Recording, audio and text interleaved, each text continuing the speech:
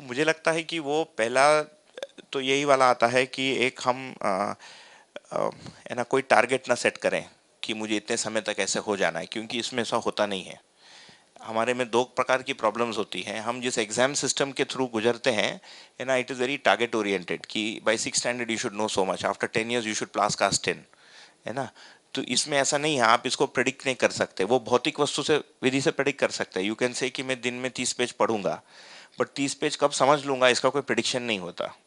So keeping this expectation puts an unnecessary pressure on us, है ना। एक प्रकार से वो एग्जाम ओरिएंटेशन हमारी एक मानसिकता रहती है। मुझे लगता है इस पर थोड़ा सा सावधानी रखने की आवश्यकता है। और दूसरा पक्ष जो है आदर्शवादिता, ये तो भौतिकवादी प्रेशर है ना। दूसरा आदर्शवादी प्रेशर है कि मुझे अभी अच्छा होना ही है ना। आप अच्छे नहीं हो तो नहीं बन पाओगे, है ना।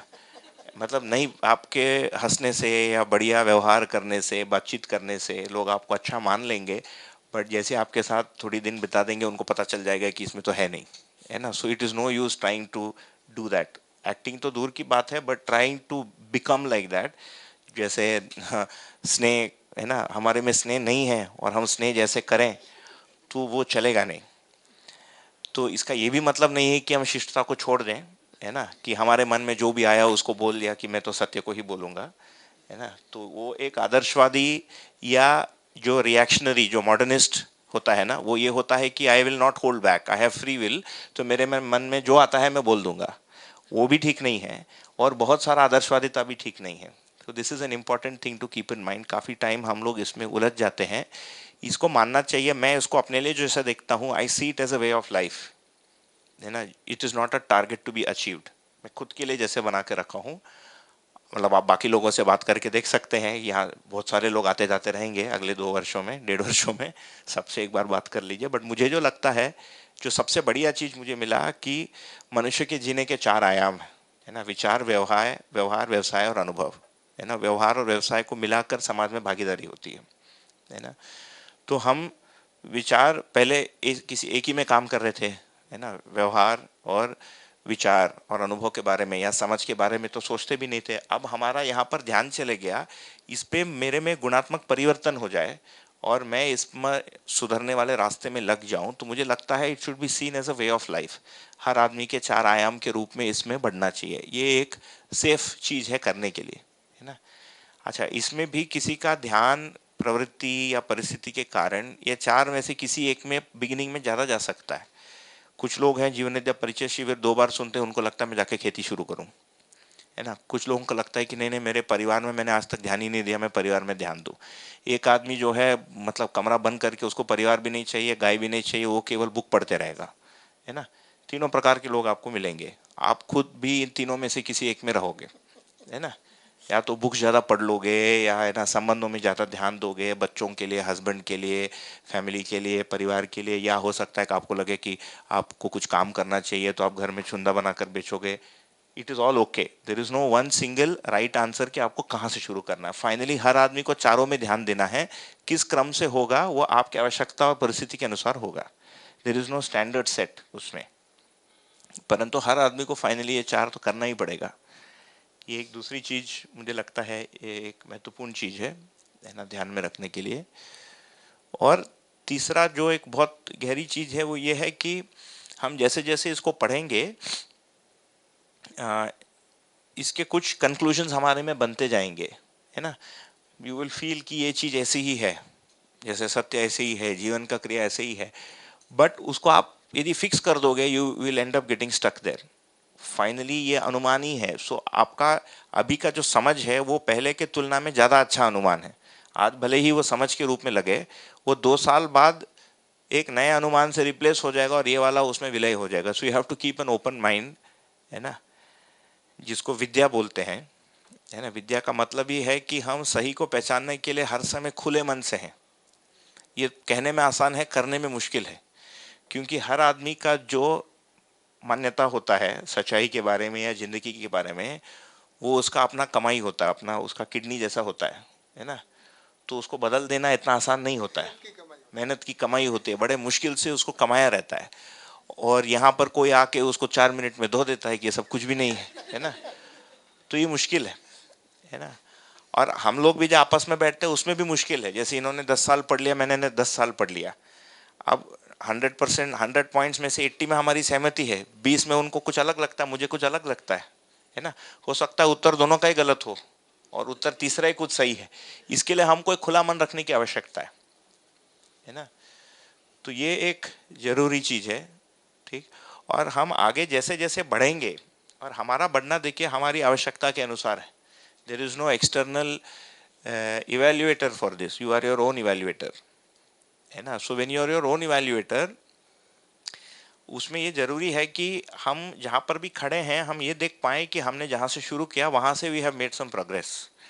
हमारा एक टेंडेंसी होता है, we keep looking at what is missing, and this is again comes from the exam system. When you come to class 8 you think you have to go to 10th, when you come to 10th it's 12th, उसके बाद है ना नौकरी, उसके बाद घर, उसके बाद बच्चे, उसके बाद शादी, उनका शादी, फिर आपका रिटायरमेंट प्लान, है ना।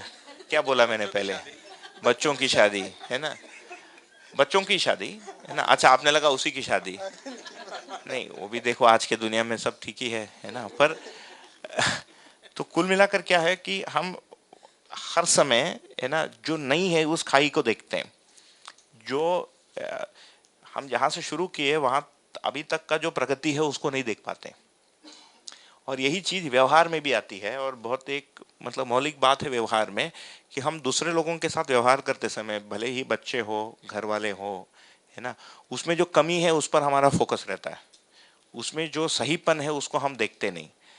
अच्छा, तर्क विधि से निकलता है कि आप गलत को देख के किसी के साथ संबंध बना ही नहीं सकते, है ना। जो सही वाला है उसी को, जैसे इस कैंपस में क्या क्या गलत है यदि हम ढूंढने जाएंगे आपको कैंपस अच्छा ही नहीं लगेगा।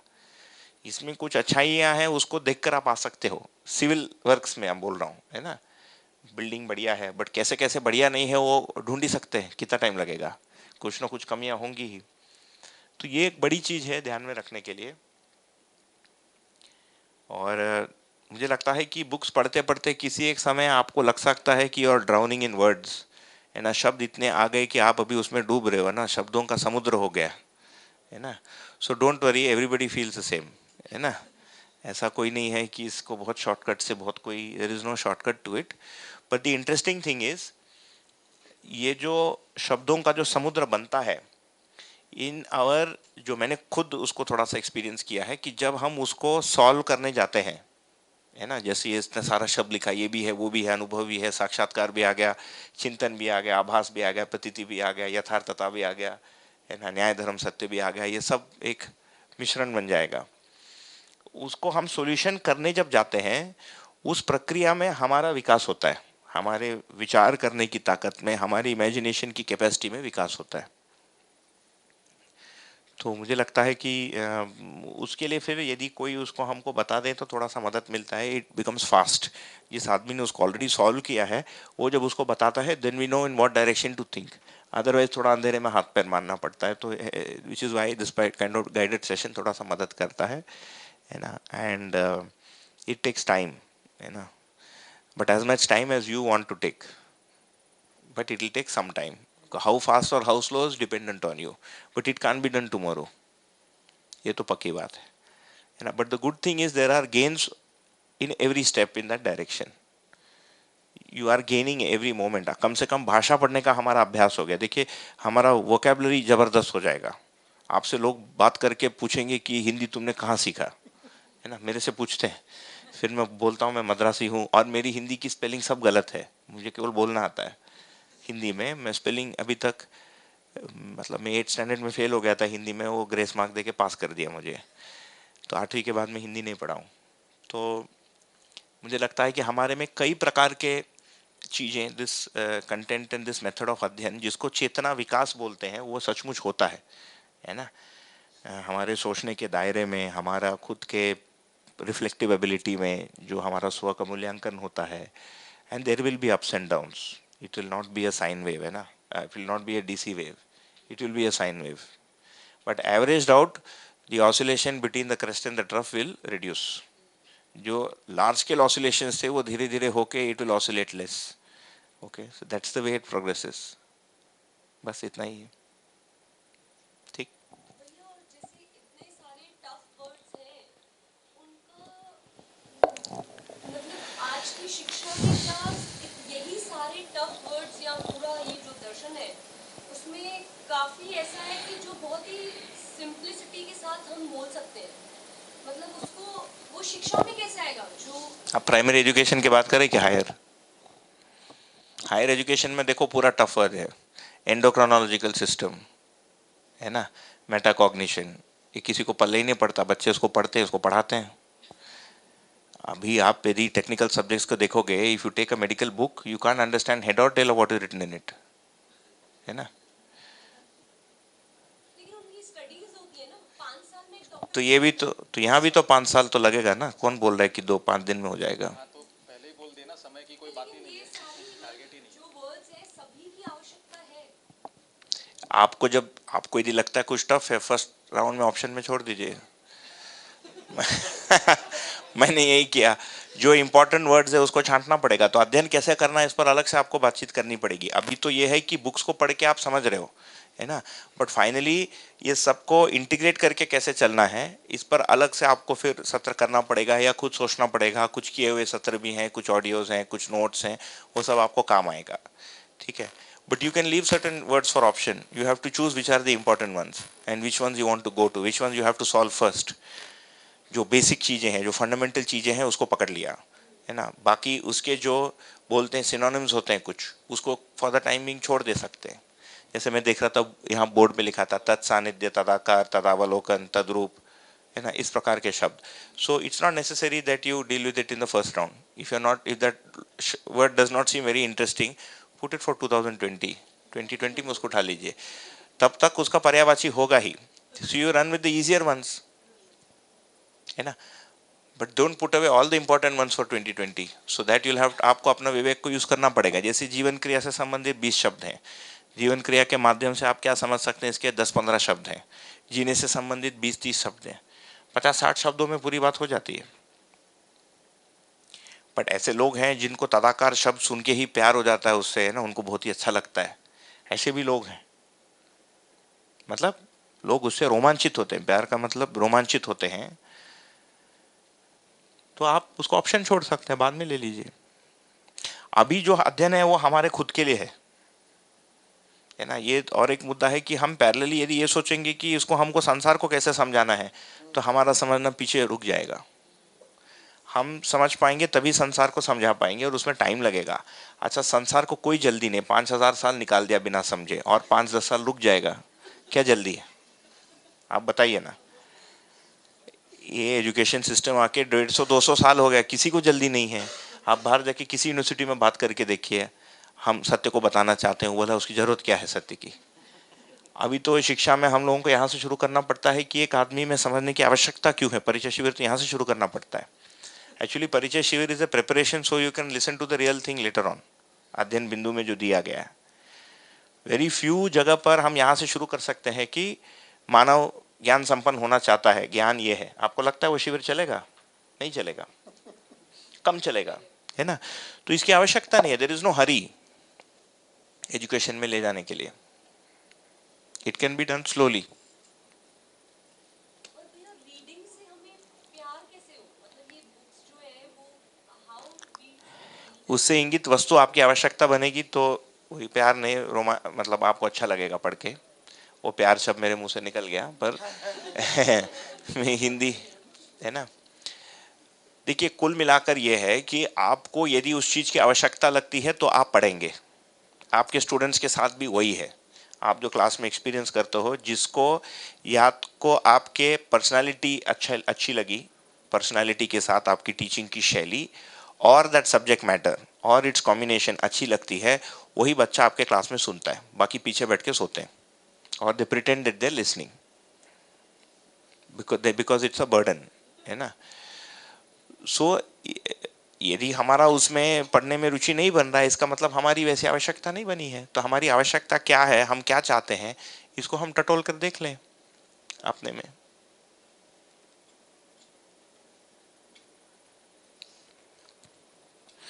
देखिए परंपरा में तो ये कहा गया है कि जिन लोगों को ज्ञान चाहिए था वो पता नहीं, जैसे एक वो हुए थे फिलोसोफर रामानुजाचार्य बोल के, वो पैदल गए मद्रास से बद्रीनाथ, आज से 1,050 साल पहले। आप सोचो कैसा रहा होगा रास्ता, नो कंपस, है ना, नो व्हीकल, नथिंग, पैदल। किस चीज़ के लिए, कि सत्य क्या है, ब्रह्म ज्ञान क्या है, ये पूछने के लिए, है ना। हमको तो ऑडिट एवी रूम में विथ, है ना, ऑडियो वीडियो एसी डाल के मिल रहा है। इसके बाद हमको यदि पढ़ने का मन नहीं करता, इसका मतलब हमारी आवश्यकता नहीं है। एक आदमी 1000 किलोमीटर चला, हमको तो 10 कदम चलना है ऊपर। तो भाई हम आवश्यकता तो है, लेकिन लैंग्वेज को लेकर के काफी दो चीजें प्रॉब्लम मैं फेस कर रही हूँ कि सबसे पहले तो ये लैंग्वेज बहुत टफ है और ये शिक्षा में कैसे कनेक्ट होगी, और तीसरा कि मतलब like this is a main thing. Language के तो मैंने आपको बताया ना कि आप वीडियोस को देखो। आज के दिन नागराज जी के कुछ वीडियोस है, सीधे उनके वीडियोस को देखिए, है ना। बीच वाले के वीडियोस आपको थोड़ा मदद करेगा, बट सीधे नागराज जी का वीडियोस देखिए। अभी 2018 तक, एंड तक, hopefully we will have a separate Madhyasth Darshan channel on YouTube, जहाँ पर सारे वीडियोस आपको सीक्वेंशियली मिल जाएंगे, है ना। आज के दिन थोड़े से हैं videos. If you are still very keen, you can go to Pune or Raipur or any of the study centers and take it. It's about 400 GB, है ना। इसीलिए we can't courier or even transfer. तो वो editing चल रहा है उसका। So simple thing is, video देखिए और बार बार इस प्रकार का शिविर करना, पुस्तकों को पढ़ना, ये है। दूसरा देखिए, शब्द कठिन होने का मतलब, जैसे केमिकल फॉर्मूला एक है, शब्द कठिन होने से फॉर्मूला को थोड़ी बदल सकते हम। जैसे ESR एक यूज करते हैं मेडिकल टर्मिनोलॉजी ना, वो क्या है, एरिथ्रोसाइटिक सेडिमेंटेशन रेट, है ना। Now it has a specific meaning. You can't say it's looking tough, remove the sedimentation part from it. Let's just keep it ER. Then the meaning of that thing changes. तो शब्द जो है किसी वास्तविकता को इंगित कर रहा है। हम शब्द को बदल देंगे तो हमको वास्तविकता नहीं मिलेगी। तो instead of changing the word, we have to change ourselves to be able to understand the word. और भैया जैसे अभ्यास दर्शन भी हमने पढ़ा तो काफी है ना, ऐसा लगता है सेम है ना, तो सेम ही लगता है। सेम ही है। सही लग रहा है आपको? मतलब घुमा फिरा के वही बात कही जा रही है। हाँ, सही पकड़ा आपने। तो वही है, यू हैव द आंसर, वही है। पर क्यों कही जा रही है घुमा फिरा के? क्योंकि पहली बार समझ में नहीं आई है। कोई बार बार बार बार पढ़ना पड़ेगा, सिमिलैरिटी है। 4-5 बार पढ़ना पड़ेगा, फिर निष्कर्ष निकलता है अध्ययन में। ये सारा बुक को पढ़ के फाइनली आप में एक 20 या 30 पेज का निष्कर्ष बनेगा। ये जो 4000 पेज है, ये पढ़ के समझ के आपको कंडेंस होके ये 40 पेज में आ जाएगा। फिर एक दिन आपको लगेगा कि ये 10 लाइन में आ गया है। उस दिन आप मानो कि आपका अध्ययन पूरा हुआ, है ना, और अभी ज्ञान होना बचा है। और फिर एक लाइन में अस्तित्व सहअस्तित्व है, विकास क्रम विकास, जागृति में जागृति। 5 ही लाइन में पूरा हो जाता है। पूरा हो जाएगा। पर वो सारी चीज उसी में कैसे समाई है, ये वर्कआउट करना ही अध्ययन है। लाइन तो आज भी है, बट ऐसे ही क्यों है, हमको आज दिख नहीं रहा है ना। वो हमको दिख जाए उसी के लिए तो अध्ययन है। आपका जो जीवन है, जीवन में जो चित्रण है, विचार है, वृत्ति है, ये सब में परिवर्तन होना पड़ेगा, तभी जाके वो दिखेगा। वो परिवर्तन होने के लिए ही बुक्स लिखी गई हैं। This book is a reverse engineering of the way consciousness operates. जिस व्यक्ति ने इसको लिखा है, he has seen how consciousness operates, है ना, and what it needs to understand to operate fully. That's what he saw. Then what he's done is, in order for it to operate this fully, what does it have to go through? That is Madhyas Darshan. So now you're doing the reverse process. You're reading the word and trying to get to the meaning. And if you try hard enough, you'll get to the meaning. और कोई? आपका दिनचर्या कैसा रहता है? मतलब अभी अमर कंटक में तो आपका पूरा मतलब वो जीने का तरीका कुछ नहीं है। बदलता है थोड़ा सा, हमारा यात्रा थोड़ा ज़्यादा हो गया, इधर उधर जाना पड़ता है। सवेरे उठ के देखिए 1-1.5 घंटा आजकल पढ़ लेता हूँ। आजकल ऐसे बहुत ज़्यादा पढ़ूँ ऐसा आवश्यकता नहीं महसूस होती है, ना पढ़ पाता हूँ। अभी आयु के वजह से है कि मैंने ज़्यादा पढ़ लिया, मुझे नहीं पता। हो सा एज के बाद भी थोड़ा सा पढ़ने की कैपेसिटी कम हो जाती है लोगों की, बट अभी तो 1-1.5 घंटा पढ़ता हूँ सवेरे। एक समय जब अध्ययन शिविर किया तो मैं उसको दिन में 7-8 घंटा पढ़ता था। 2 वर्ष तो ऐसे निकले। उसका शायद कारण भी ये था कि मैं पहले कभी पढ़ाई किया ही नहीं, ज़िंदगी में पहली बार पढ़ाई किया इस दर्शन के लिए। नहीं तो वही एग्ज़ाम के, इंजीनियरिंग एग्ज़ाम तो देखिए 1 सप्ताह पहले पढ़ के, 8 दिन पहले तो हम लोग टेक्स्ट बुक ढूंढते थे कि कहाँ मिलेगा, है ना। 7 दिन बचते थे तो रात को 2-2:30 तक बर्फ़ का पानी सर में रख के एक टॉवल बांध के पढ़े। ऐसे तो इंजीनियरिंग मैंने तो कम से कम ऐसे किया है, हमारे साथ वाले भी ऐसे ही थे। बाल्टी भर पानी में आइस डालना और नींद आई तो उस मुंडी को अंदर करके आँख खोलना, उसमें आधा पौन घंटे का मिल जाता है आगे का एनर्जी। ऐसे करके एग्जाम में जाके उतारा, उसके बाद भूल गए। अब यहाँ के बच्चे, कोई स्टूडेंट तो नहीं है नदर, फिर बोलेंगे कि जीवन विद्या में ऐसे सीख पढ़ाते हैं। मैंने ऐसे किया। तो एनीवेज, तो 1 डेढ़ घंटा दीदी पढ़ लेता हूँ, फिर घर की कुछ जिम्मेदारियाँ होती है, हमारी छोटी सी बिटिया है तो उसको मैं थोड़ा सा संभाल लेता हूँ, हमारी पत्नी किचन में कुछ काम कर लेती है ना। उसके बाद अभी बेटी के बाद तो थोड़ा सा टाइम टाइट हो गया, उसको 2 ढाई घंटे हम लोग किसी प्ले ग्रुप में भेज देते हैं। 2.5 घंटा बैठ के मैं थोड़ा सा दर्शन से संबंधित कोई काम, कोई पुस्तक, वेबसाइट, कुछ ना कुछ रहता है हमेशा काम, उसको करता हूँ। और दोपहर को मैं थोड़ा या तो बाबा जी का, नागराज जी का या किसी और का थोड़ा सा वीडियो सुन लेता हूँ, है ना। शाम को हम लोग वॉकिंग जाते हैं। देखिए मैं रिटायर्ड ज़िंदगी जीता हूँ, इसमें खास बोलने के लिए कुछ है नहीं, है ना। और आगे जाके कुछ हाथ पैर से कुछ काम करेंगे ऐसा सोच के रखा है, उसके लिए परिस्थिति जैसे बन जाती है तो उसमें कुछ करेंगे। तो मुझे लगता है वो जो 3-4 घंटे मैं घर पे लगाता हूँ, मतलब बुक्स में या इस प्रकार की योजना में, शिक्षा में जो भी काम हो रहा है, उसको मैं फिर उत्पादन में कहीं पर लगाऊंगा। बाकी कुछ ना कुछ सोचना दिन भर चलता है, और 2-3 महीने में एक बार इस प्रकार का कुछ एक अवसर आ जाता है, कहीं जाकर बातचीत करने का, लोगों से मिलने का। इतना ही है। दिनचर्या को भी इसी क्रम में बांटा है दीदी। सवेरे विचार शास्त्र अभ्यास, है ना, उसके बाद व्यवहार अभ्यास। व्यवहार अभ्यास का मतलब ही है कि हम संबंधों को पहचान कर उसमें निर्वाह करें, मतलब उसमें जिम्मेदारी को स्वीकारें। तो पत्नी के प्रति, भाई के प्रति, है ना, बच्चे के प्रति, माँ बाप के प्रति कोई जिम्मेदारी है उसको पूरा करना, वो या तो व्यवहारिक हो सकता है या भौतिक हो सकता है। एक भौतिक, जैसे बच्चे को देखभाल करना लगभग भौतिक ही है, पूरे समय उसके शरीर में कुछ होते रहता है ना, या तो कुछ अंदर गया बाहर निकला, तो ये सब एक कार्यक्रम है ना। तो हाँ, तो वो व्यवहार अभ्यास में कुछ समय लगता है। व्यवसाय वाले क्षेत्र में, जैसे मैंने आपको कहा, कार्य वाले में मुझे प्रवेश करना विशेष है। और व्यवस्था में भागीदारी के अर्थ में मैं अपने आप को शिक्षा में पहचाना हूँ। तो शिक्षा में जो भी, वो भी उच्च शिक्षा, स्कूली शिक्षा में पहले कुछ काम किया था, अब काफ़ी समय से नहीं है। उच्च शिक्षा में इसके मूल जो दर्शन है, इस पर थोड़ा सा काम हर समय रहता है। तो दिनचर्या भी इसी 3 में होगा, है ना। मतलब समझ तो इसका परिणाम है। तो चौथा आयाम में हम इसमें प्रयास करने से समझ या अनुभव वाले आयाम में प्रवेश होता है, वो साक्षात्कार पूर्वक होता है। बट जो कर सकता है एक आदमी, ये कर सकता है, शास्त्र अभ्यास, विचार, व्यवहार, है ना, कार्य और व्यवस्था में भागीदारी। मतलब ये तीनों अभ्यास का डिवीजन हो गया ना, विचार अभ्यास, हाँ, ज्ञान अभ्यास और हाँ, हाँ।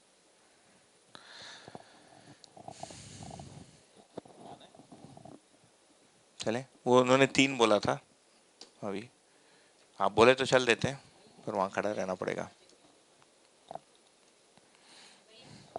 व्यवहार अभ्यास के लिए पहले 14 बुक का पठन तो जरूरी है ना? नहीं दीदी, उसके पहले से ही शुरू हो ही जाता है। मुझे लगता है कि अ, अध्ययन बिंदु जो है एक बढ़िया चीज़ है पढ़ने के लिए, है ना। और उससे संबंधित यदि आप शिविर नहीं किए हों तो अभी भी आप दर्शन के साइट में जा सकते हो, दूसरे लोगों के अध्ययन बिंदु का लिया हुआ ऑडियो वीडियो है, उसको सुनना, है ना। तो उसमें आपको एक मिलेगा कि व्यवहार में किन किन मुद्दे हैं। बट फाइनली व्यवहार अभ्यास में एग्जैक्टली क्या है और पूरा करने के लिए कम से कम एक बार तो पढ़ना पड़ेगा। परंतु जैसे मैंने खुद किया था, मैं जनवाद बुक को ऑप्शन में रखा था पहले 2 वर्ष। मुझे बड़ा बोरिंग लगता था, वो बहुत सारा हिंदी है उसमें, और हमको इंटरेस्टिंग कभी लगा ही नहीं।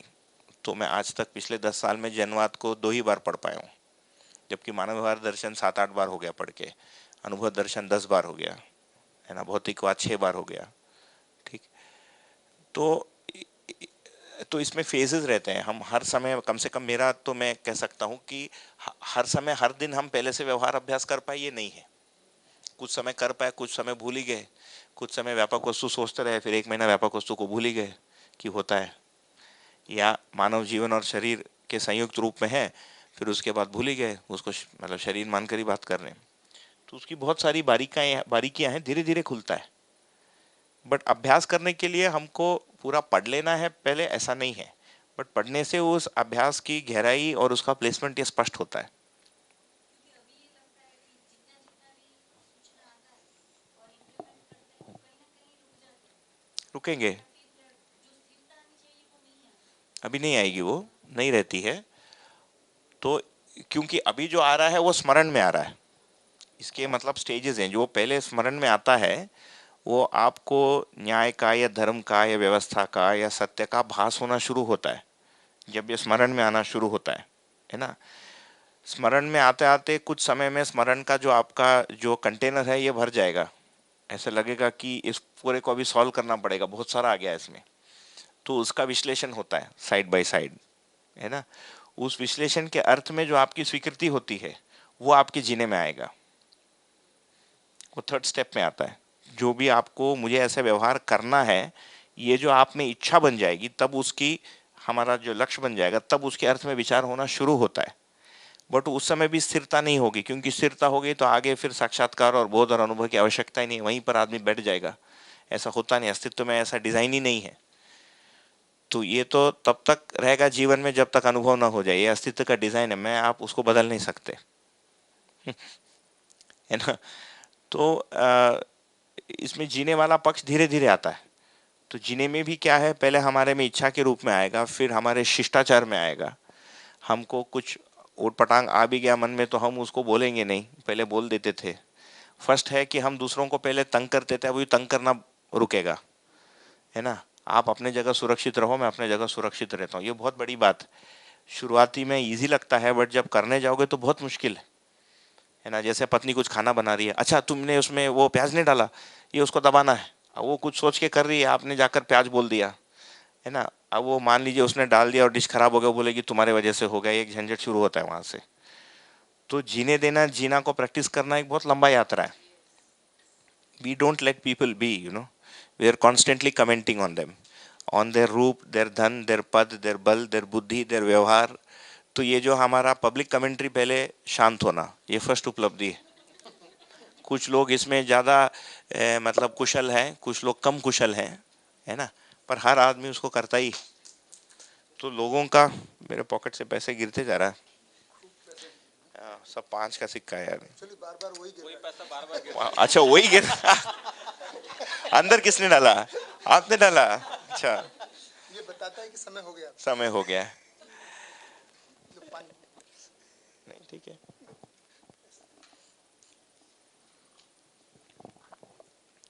तो लोगों को तंग करने का रुकना, ये फर्स्ट कदम है जीने में, है ना।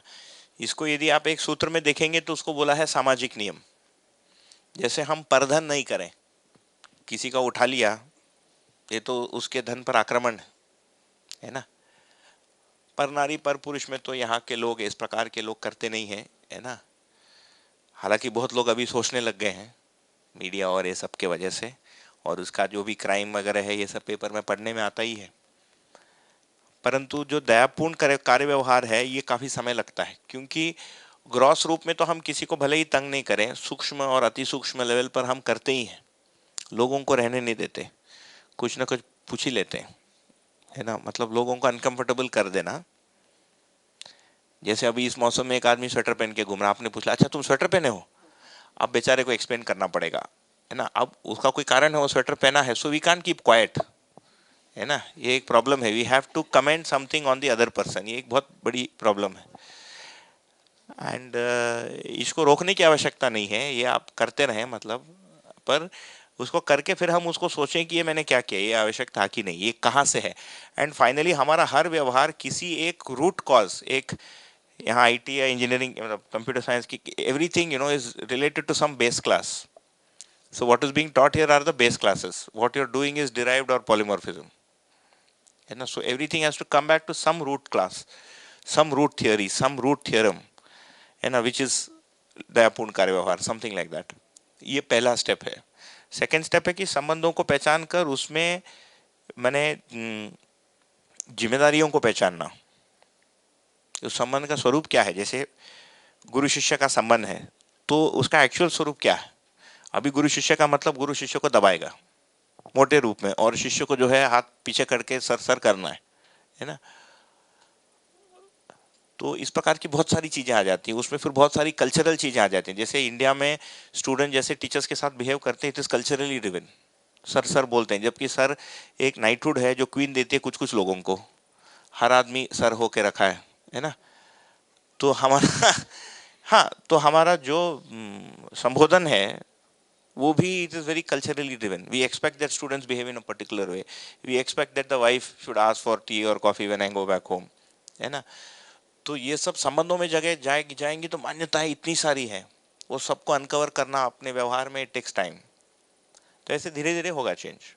मेहनत की कमाई.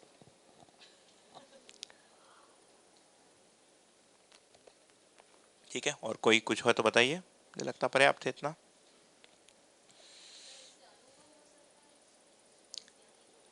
हाँ दीदी, हो सकता है इसीलिए हम लोग टिकट लेके आके यहाँ पर बैठे हैं. हमको यदि डाउट होता तो नहीं आते. हम लोग खुद ही सोचते रहते कि होगा कि नहीं, है ना. In one line yes, but अनुभव होने के पहले अवधारणा होता है. अवधारणा होने के पहले साक्षात्कार होता है. साक्षात्कार होने के पहले आभास होता है. आभास होने के पहले भास होता है ना. तो भास आभास होने के बाद साक्षात्कार होता है. साक्षात्कार में पक्का होता है कि ये चीज ऐसे ही है. Then you don't need external justification for your own commitment, है ना. अदरवाइज एक्सटर्नल जस्टिफिकेशन या सपोर्ट लगता है.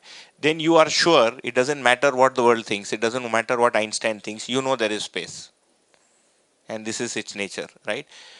तो इस जगह पर फिर हम कितने वास्तविकताओं को पहचाने हैं हमको देखना पड़ेगा साक्षात्कार में. उसके बाद अवधारणा होता है. तो जो आप जो स्थिरता की बात करते हैं वो अवधारणा में आ जाता है, अनुभव में वो पूरा हो जाता है. कल हम लोगों ने इस पे थोड़ी बात की थी, आप थी नहीं शायद सुबह इंटरव्यू या? बट मुझे इसमें सबसे अच्छी बात ये लगती है कि अनुभव तो ठीक है, लक्ष्य है भाषा के रूप में अभी तो, है ना. Just like engineering, completing engineering और MBA was the end point, here अनुभव इज द एंड पॉइंट. धीरे धीरे that end point will also start becoming clear, and it also starts becoming clear that life starts after that in a new way. It's not the end point, it is the starting point. So then between now and the end point, the good news is that हम पहले दिशा विहीन थे, now we at least can make sense of things. जिसको समाधान बोलते हैं, समाधान का भी भास आभास प्रतीति होगा. सुख शांति संतोष का भी भास आभास प्रतीति होगा. That's the beauty of not this darshan. This darshan is basically telling you what is there in जीवन. अस्तित्व की ये ब्यूटी है ये, कि at every step, you know, when you move in the right direction, at least we have directionality. नहीं तो अभी तो directionless है ना. बिना सर का आदमी भागता रहता कहीं भी. अभी उसमें we are trying to fit ahead to the body to say this is the direction you have to go and this is what you need to do. यही तो है ना. उसको हम लोग बातचीत बोलते सर कटा हुआ राक्षस, है ना. ऐसे विज्ञान है, सर कटा हुआ राक्षस है, बिना विवेक का विज्ञान. न्यूक्लियर बॉम्ब चाहिए कि नहीं पता नहीं, बना कर रख लिया जेब में, है ना. यही तो किया है हम लोग अभी. ठीक है, इसको यहाँ रोक ले. हाँ?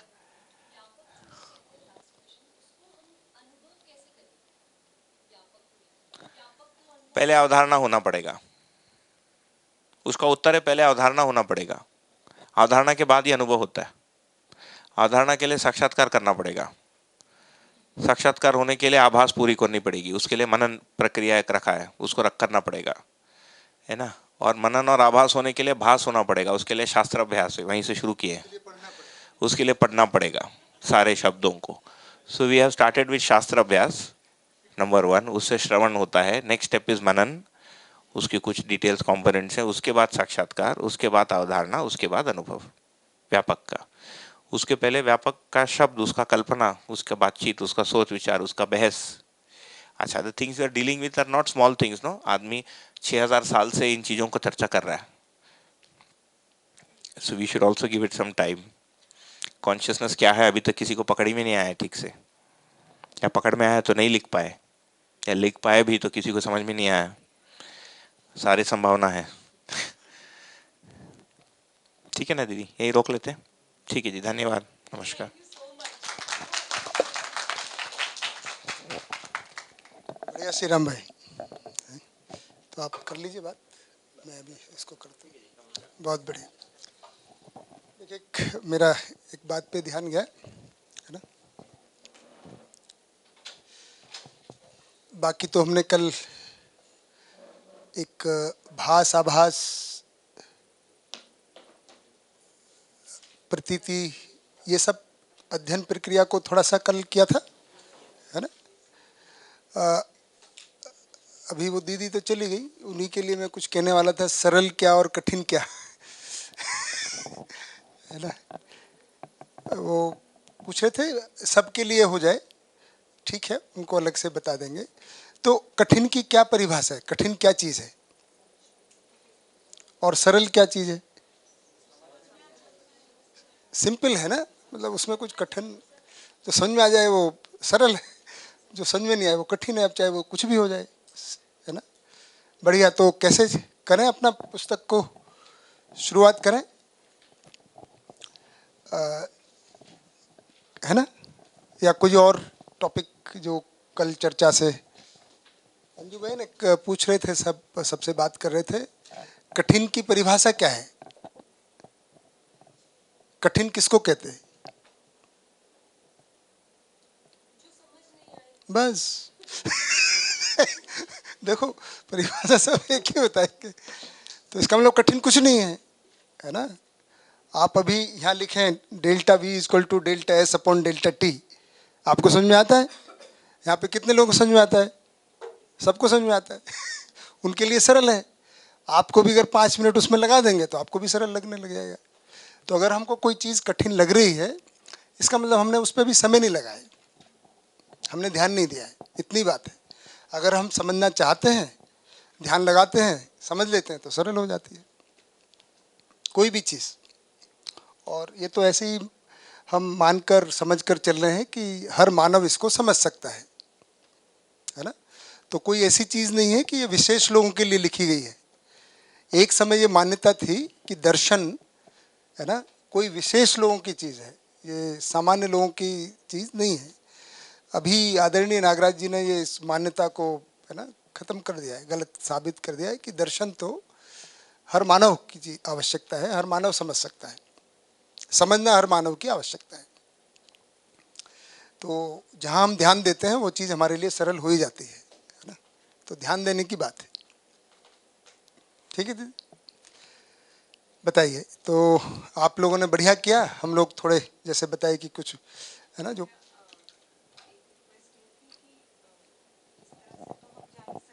हाँ हाँ हाँ हाँ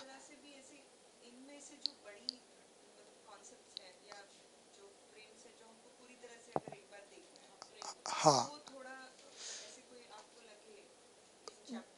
बिल्कुल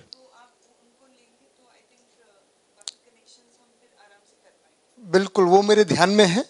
और है ना, तो मैं ऐसा प्रयास करता ही हूँ कि जो इसमें आ रहा है और कुछ जोड़ के, है ना, दिया जा सकता है, उसका दीदी वो बिल्कुल आवश्यक है और वो मैं करूँगा भी, हम लोग मिलके करेंगे उसको। लेकिन जो हम topic wise line by line कर रहे हैं वो भी आवश्यक है। तो वो क्या होगा कि जैसे ये फ्रेम आप अपना भी बनाएंगे, है ना, जैसे मैंने कल एक फ्रेम रखा, तो मैंने जैसा मुझे समझ में आया मैंने एक हिसाब से रखा। हो सकता है राकेश भाई, ये राकेश भाई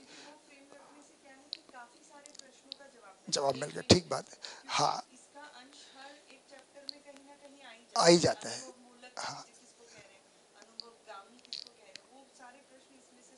सॉल्व हो जाते हैं, हाँ तो वो मैं रखूँगा, हो जाता है, ठीक बात है।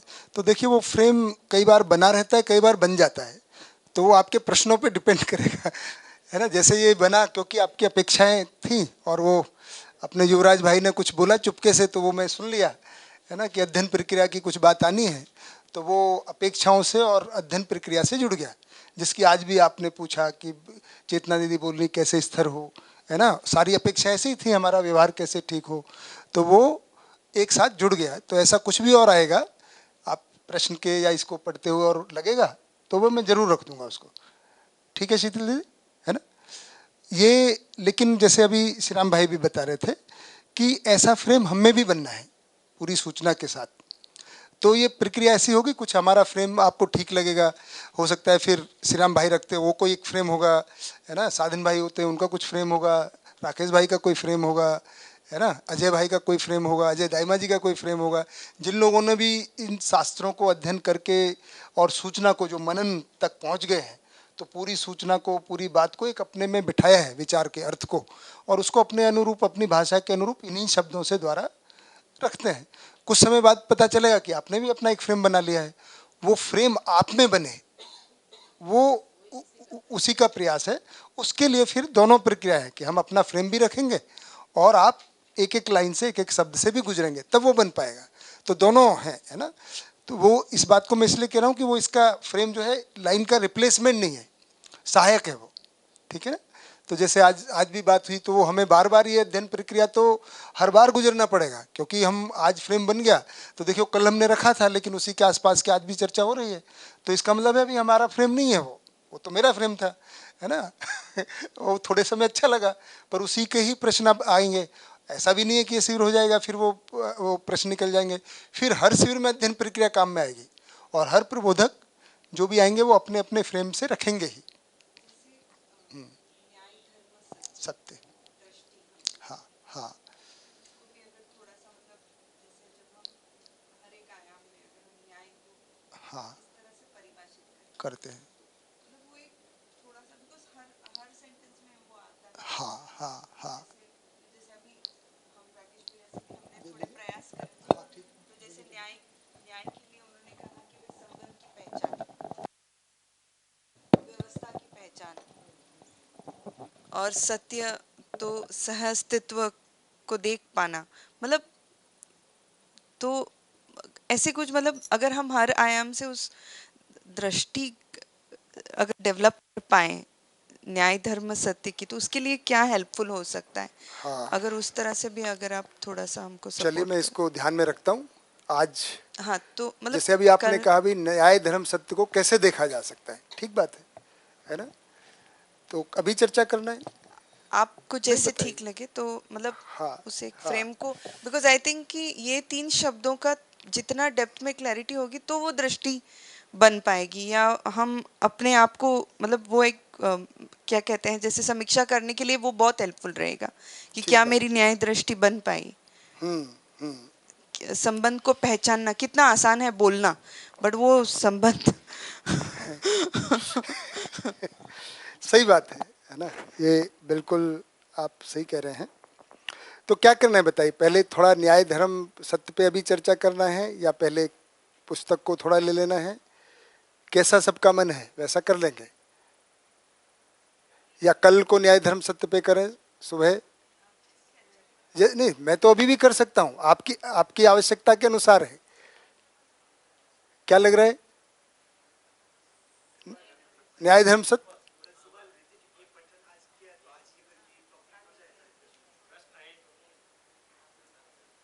क्या? नहीं नहीं, वो तो सर्वसम्मति से, ये डेमोक्रेसी नहीं। सत्य का निर्णय डेमोक्रेसी से नहीं होता है। ईश्वर है, चलो हाथ खड़े करो, उससे सबका जहाँ सभा तो एक ही है ना, एक ही स्तर पर है।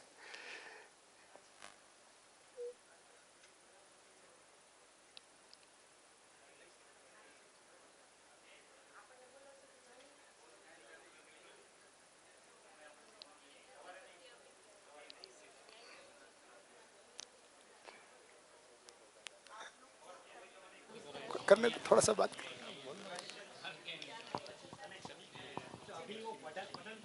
हाँ अच्छा, चलिए उसका क्वेश्चन कर लेते हैं, कल न्याय धर्म सत्य को कर लेते हैं, ठीक है ना, बढ़िया। क्या योगिता बहन क्या कह रही हैं? हैं?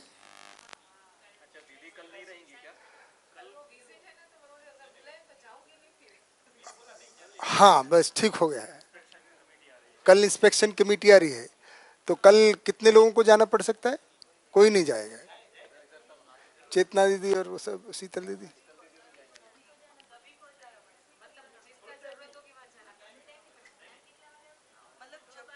जब जब जरूरत पड़ेगी, ठीक है ना।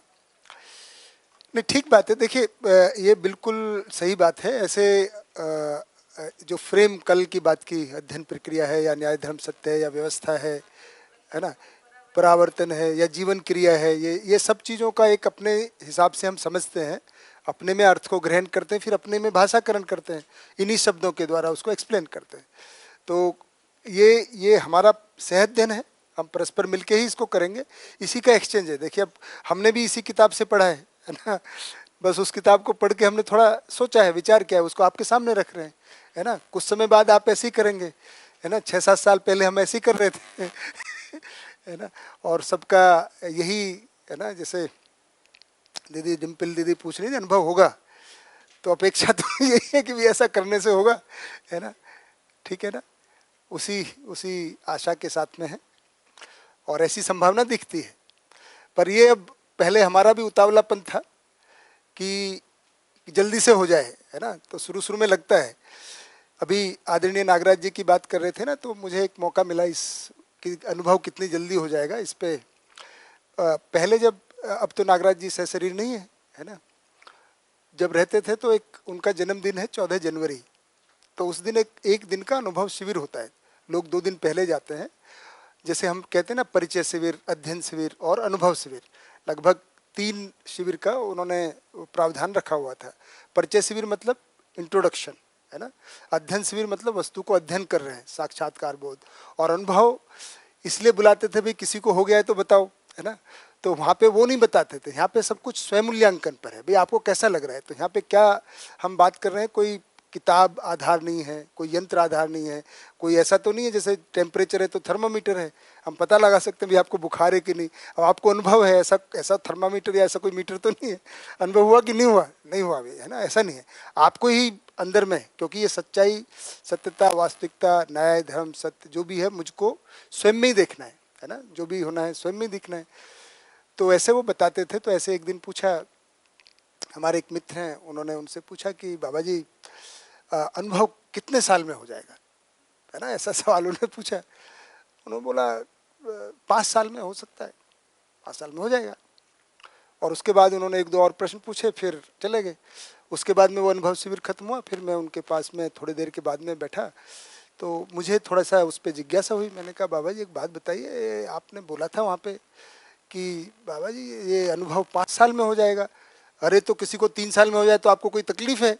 अगर मुझे तकलीफ नहीं है पर मुझे ये जानना है कि 3 साल में या 5 साल में कब से, मतलब कौन से दिन से गिने भाई है नहीं, मुझे तो ये प्रश्न बन रहा था कि भाई 3 साल हो 5 साल हो मुझे दिक्कत नहीं, लेकिन मैं कब से गिनूं मेरा एडमिशन बोले ये सही सवाल है, जब से आपकी प्रायोरिटी में आ जाए।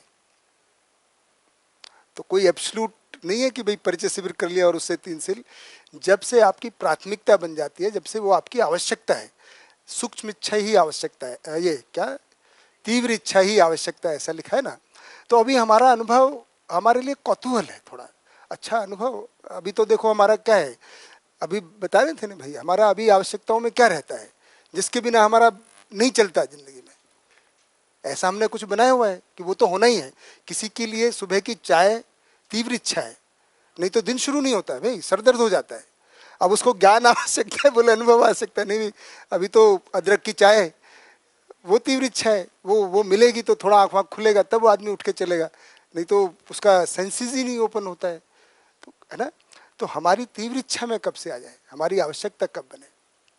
अभी हमारी प्रायोरिटीज़ में अगर आप देखेंगे, कभी बना सकते हैं, ये सब अपने लिए एक्सरसाइज है कि मेरा जिंदगी, देखिए मृत्यु बोले हो जाती है, ऐसा क्या है, मरना तो होता ही सबको एक दिन, कोई बड़ी बात है सीमा बहन। लेकिन अब सोच के देखिए, एक दिन मैं मरूंगी या मरूंगा, थोड़ी देर कभी तो सोचा जाए कि हाँ यार ऐसा होगा तो तब तक मुझे क्या क्या करना है। तो देखना वो प्रायोरिटी में आता है कि मुझे तब तक अनुभव भी करना है, मुझे नहीं लगता है बहुत, है ना। तब तक हमें जो करने लायक काम है? क्या युवराज भाई, नहीं आता है। यानी कि हम सोच रहे हैं हम मरने वाले हैं, चलो 10 साल 20 साल अपना टाइम रखो, ऐसा तो कभी भी हो सकता है, आपकी मौज है, जब चाहे कर लो, लेकिन कुछ तो समय रख सकते हैं, 15 20 70 80 ऐसा साल तक सोचो हमको तब तक क्या क्या करना है। अनुभव आता है अनिल भाई? अभी तो सोच में ही नहीं आता है, अभी तो है। हाँ है, क्या बोल रहे हैं? हाँ,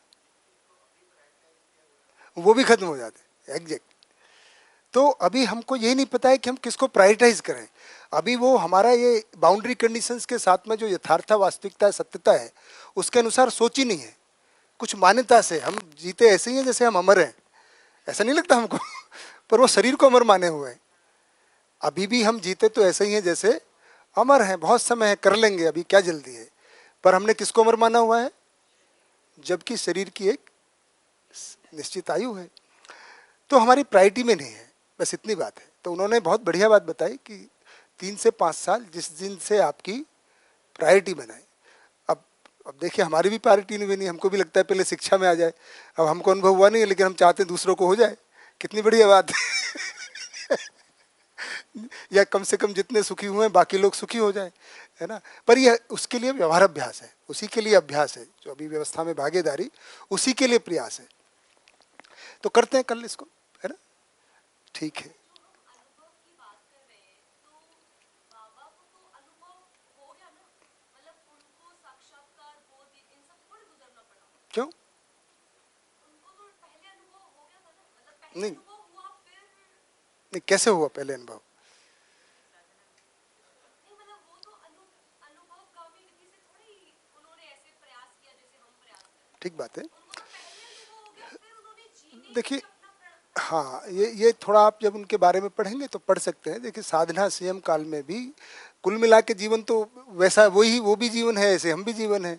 और बोध, अवधारणा और अनुभव की क्रिया तो ऐसी घटेगी। वो संयम विधि, विधि दूसरी थी। साक्षात्कार बोध अनुभव को घटने की जो प्रक्रिया है, विधि है, वो दूसरी थी। बाकी तो होना ऐसे ही है। उन्होंने भी उस समय जिसको शास्त्राध्ययन कर रहे हैं, उन्होंने भी बहुत सारे वेदों का अध्ययन किया। बस उन्होंने क्या किया कि उसके बाद जो भी सूचना मिली, उन्होंने ऐसा कहा है कि मैंने फिर प्रकृति में अध्ययन किया, अस्तित्व में अध्ययन किया, है ना। तो अध्ययन तो उन्होंने भी किया, है ना। उन्होंने वही पूरी वास्तविकता को पुस्तक में लिख दिया। अब हमको प्रकृति में देखने की जरूरत नहीं है ना।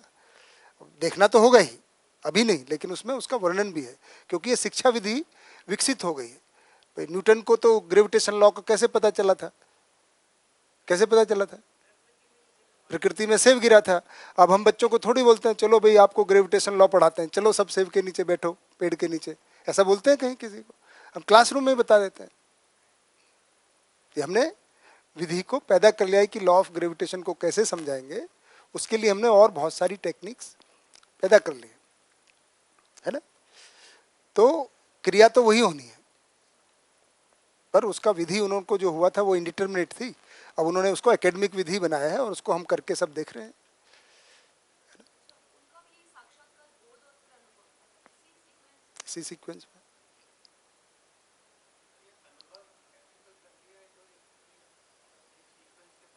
ये ऐसा नहीं है कि ये रोज हमें थोड़ा बहुत अनुभव होता ही रहता है। जैसे फॉर एग्जांपल जब हम यहाँ पढ़ रहे थे तब भी कुछ पूर्ण फल और न्यून फल की भी बात आ रही है। तो वैसे ही अनुभव, जो जिस शब्द को हम कह रहे हैं एक्चुअली वो पूर्ण अनुभव की बात है। सब चीज को एक ठीक बात सूत्र है। में देखना। ये आपने बढ़िया कहा। एक्चुअली अगर देखेंगे ना तो जो भास कह रहे हैं एक्चुअली अनुभव का ही वो आंशिक भाग है। बात वही है, पर उसको शब्द अलग दिया है ताकि किसी को ये भ्रम ना हो जाए कि अनुभव हो गया भाई देखो, हमारे लिए तो भाषा में क्या है कि भाई आज जो है हम शीतल दीदी के घर गए, हमको बहुत बढ़िया अनुभव हुआ वहाँ जाके, है ना, ऐसा कहते हैं। या किसी की शादी में गए तो अनुभव को हम संवेदना वाले को भी, तो इन्होंने क्या किया, हर क्रिया को बहुत स्पष्ट कर दिया है तो कहीं भी कोई भ्रम ना बचे, है ना। तो अगर आप अर्थ समझ गए हैं तो बिल्कुल, जैसे मैंने कल कहा था कि सत्य का भास और सत्य का ही अनुभव होना है। तो अगर हमने एक शब्द ले लिया था ना, यथार्थ वास्तविकता सत्यता कहें या न्याय धर्म सत्य कहें, है ना, या वस्तु स्थिति सत्य, वस्तुगत सत्य और स्थिति सत्य कहें, कोई भी एक कॉम्बिनेशन में पूरे अस्तित्व को, या विकास का विकास, जागृति हम जागृति कहें, हम एक समझ लें पूरी बात को। फिर उसके लिए हमने कहा एक शब्द ले लेते हैं सत्य। तो सत्य का भास, तो सत्य का जो भास हो रहा है वो अनुभव आंशिक रूप में हो रहा है, हो वही रहा है, और सब कुछ अच्छे से समझ में आ गया, वो अनुभव हो रहा है ना। तो अर्थ समझ जाते हैं, फिर भाषा हमको प्रॉब्लम नहीं करती है। ठीक है ना, ठीक है दीदी। तो ले लेते हैं फिर, क्या टी ब्रेक कितने बजे करेंगे? 3:30 का है ना, 3:30 ना। हाँ, तो प्रादुर्भाव ये 36, ये इनको लिखा हुआ है ना, इनको करते हैं क्योंकि आपने पढ़ लिया है। इससे क्या होगा, ये पढ़ने से ये क्लियर होगा तो आगे का क्लियर होगा, आगे का पढ़ने में आसानी रहेगी। और कल ऐसा कोई और भी जो अपेक्षाएं बची हुई हैं, अभी हमारे पास 2 दिन तो पूरा ही है ना। कल कल क्या है, फ्राइडे, और परसों ऐसे 27-28 तक है ना हम लोग, तो करेंगे कितना पढ़ पाते हैं। तो शुरू करें भाई।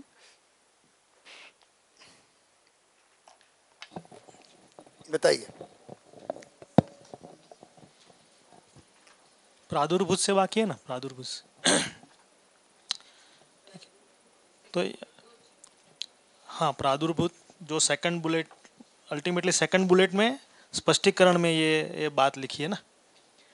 तो ये जो पूरा मुझे लगता है कि संदर्भ में लिखा है कि कोई यहाँ पे उपरोक्त विवेचना के आधार पर ही इस वैविध्यता से पीड़ित संसार के मूल में प्रत्येक मानव अपना भी मूल्यांकन करना चाहता है, क्योंकि स्वयं का मूल्यांकन यदि सही नहीं है तो उस स्थिति में अध्ययन के लिए आवश्यक सामर्थ्य को संजो लेना संभव नहीं है। जैसे 1 रुपये के मौलिकता को पूरा समझे बिना 2 एवं उसके आगे वाले संख्या की गति एवं प्रयोग नहीं है।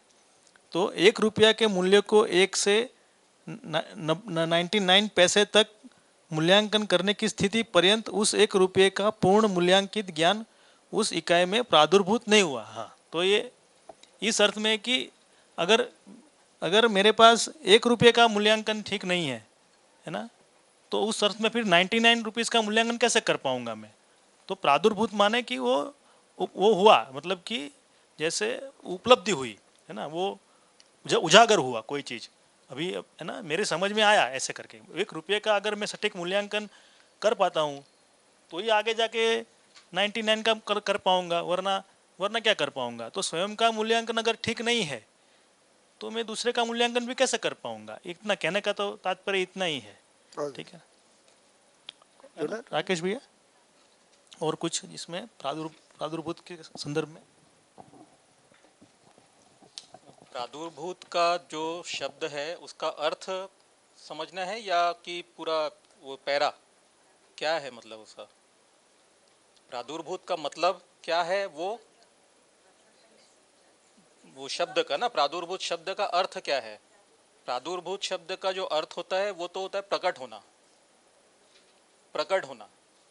अब इसको इस पैरा के संदर्भ में अपन समझ सकते हैं ना। जैसे 1 रुपये का जो उदाहरण दिए कि 1 रुपये से 99 रुपये तक समझना, उसके लिए 1 रुपये को कम करते करते 99 पैसे तक भी पूरा समझना होगा, 1 पैसे तक भी। 1 रुपये को समझने के मतलब 99 को समझने के लिए 1 रुपये को समझना, और 1 रुपये को समझने के लिए वो 1 पैसे 99 पैसे तक उसको समझना। इसका मतलब हुआ कि एक इसमें दर्शन में आता है कि बिंदु से सिंधु तक समझना और सिंधु से बिंदु तक समझना, मतलब छोटे से पॉइंट से लेके सिंधु, मतलब एक नदी का नाम है, वो मुहावरा है। तो वहाँ तक पूरा उतने बड़े तक समझना, और उतने बड़े को समझने के लिए बिंदु को भी समझना। अब हाँ, whole to part, part to whole, है ना, उसको समझना। अब जैसे हमको पूरा अस्तित्व मूलक मानव केंद्रित चिंतन कहा है इसको, तो पूरे अस्तित्व को समझना है। अस्तित्व को समझने के लिए चारों अवस्थाओं को समझना है, चारों अवस्थाओं के लिए उसके रूप गुण स्वभाव धर्म को समझना है। तो उसको समझने वाला कौन है? उसको समझने वाला मानव है। तो मैं अपने आप को समझे बिना इस पूरे अस्तित्व को, पूरे ब्रह्मांड को और उसकी सारी उसमें संपृक्त सारी इकाइयों को नहीं समझ सकता। उस अर्थ में यहाँ पे कहा गया है कि पूरे को समझने के लिए अपने आप को समझना। तो इसलिए कहा अस्तित्व मूलक मानव केंद्रित चिंतन, कि अस्तित्व को समझने के लिए मानव को समझना, अपने आप को समझना, और वो होने से ही ज्ञान का प्रकट होता है, यानी प्रादुर्भूत होता है, वो ज्ञान प्रकट होता है उसको होने से ही। बहुत सुंदर, ये बढ़िया बात हुई। अब अगर इसके कंटिन्यूएशन में देखेंगे ना, तो अतः, अब देखिए उसको आगे कितना इसी के कंटिन्यूएशन में लिखा हुआ है, उसके बाद वाला पैरा। अतः का मतलब क्या होता है कि ऊपर से फॉलो करता है ना। अब जैसे उदाहरण दे दिया तो क्या लाइन निकल के आती है, अतः मानव को अपने विकास की दृष्टि से स्वयं का मूल्यांकन करना प्राथमिक एवं महत्वपूर्ण कार्यक्रम सिद्ध है। मतलब अब सारा मूल्यांकन करने के पहले स्वयं का भी, तो ये इसी से निकल के आ रहे है ना। तो हम कहाँ हैं, मेरी स्थिति क्या है ना।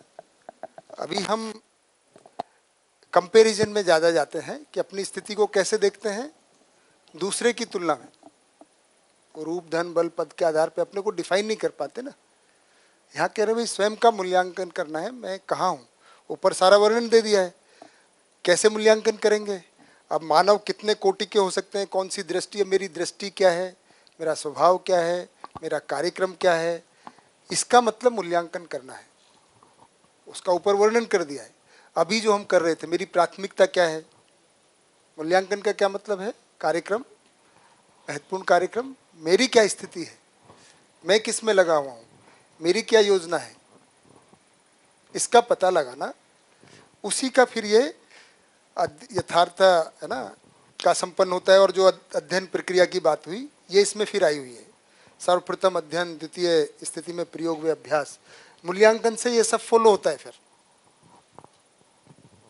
मूल्यांकन के बाद में फिर ये सब लिखा हुआ है इसमें, जो हमने कल थोड़ा सा चर्चा किया था।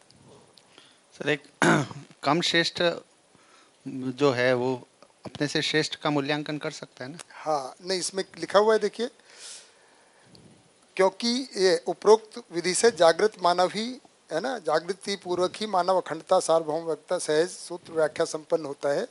क्योंकि विकसित द्वारा अविकसित को प्रेरित करने का अधिकार होता है, जबकि अविकसित द्वारा विकसित का मात्र अध्ययन ही संभव है।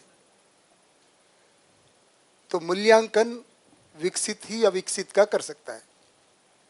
पर हम देख तो पाते हैं, जैसे हम देख पाते हैं कि तो बाबा जी उसको जो हमको देख अनुभव पाते हैं वो अध्ययन करते हैं, हम उनका मूल्यांकन नहीं कर पाते। अच्छा, लिखे ना, अध्ययन ही संभव है, उनका हम अध्ययन कर सकते हैं। आज भी अभी की शिक्षा में भी देखते हैं ना, कौन अप्रेजल करता है। गुरु का मतलब देखिए, शिष्य गुरु का मूल्यांकन कर पाएगा क्या? हालांकि बच्चे करते हैं, पर वो सटीक होगा ये इसकी गारंटी नहीं है ना। भ्रमित अवस्था में हर कोई किसी का स्वयं मूल्यांकन के बजाय हम दूसरे का स्वयं मूल्यांकन करते रहते हैं, मतलब दूसरे का मूल्यांकन करते हैं। ये हम लोगों के बीच में थोड़ा जोक होता है कि चलो आपका मैं स्वयं मूल्यांकन कर देता हूँ। अब हम लोगों को भी तो कुछ जोक्स की जरूरत पड़ती है ना। अब रूप धन बल पद पे तो जोक कर नहीं सकते, किसी दूसरे की नाक पे, आँख पे, टांग पे, जाति पे, ऐसे अब जोक नहीं हो सकते ना। इसलिए बहुत सारा हमारा हंसने का कार्यक्रम, हमको हंसने के फिर नए तरीके निकालने पड़ते हैं। तो हमने एक तरीका निकाला हुआ है, चलो भाई मैं आज आपका स्वयं मूल्यांकन करता हूँ। जबकि स्वयं मूल्यांकन स्वयं का ही, खुद का ही होता है ना।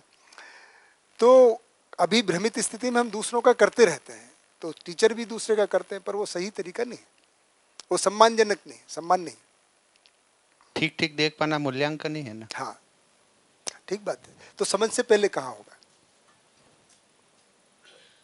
कल जो बात कर रहे थे उससे पहले अधिमूल्यन अवमूल्यन ही होगा। इसलिए कह रहे हैं कि विकसित ही अविकसित का मूल्यांकन कर सकता है ना। इसीलिए समझ की आवश्यकता है। उससे पहले अधिमूल्यन अवमूल्यन निर्मूल्यन होगा ही, है ना प्रीतम भाई, है ना। या एग्जैक्टली कल जो हम बात कर रहे थे, अपेक्षा कैसे करें, मूल्यांकन क्या करें। मूल्यांकन के अनुसार अपेक्षा करते हैं तो अधिमूल्यन करते हैं और अपेक्षा अधिक करने लग जाते हैं। सारी समस्या अगर देखेंगे तो इसलिए इसमें कोई रहस्य नहीं है, चमत्कार नहीं है। सुखी होना, व्यवहार सही करना, सिंपल बात है। समझना है हर इकाई का रूप गुण स्वभाव धर्म कैसा है, समझ लिया, सही समझ गए। समझ में वैसे सही समाया हुआ है, पर अभी है ना, तो समझ गए तो मूल्यांकन होगा। मूल्यांकन होगा तो अपेक्षाएं सही होंगी, अपेक्षा सही होगी तो व्यवहार सही होगा, व्यवहार सही होगा तो फल परिणाम। फाइनली बताते हैं ना, व्यवहार का सही हुआ उसका क्या वो है प्रमाण, दोनों में उभय तृप्ति, यही प्रमाण है। सारी बात का मूल के निकलेगा कि हमको मिलके व्यवहार करके दोनों को अच्छा लगा, और उसकी निरंतरता क्या है ना।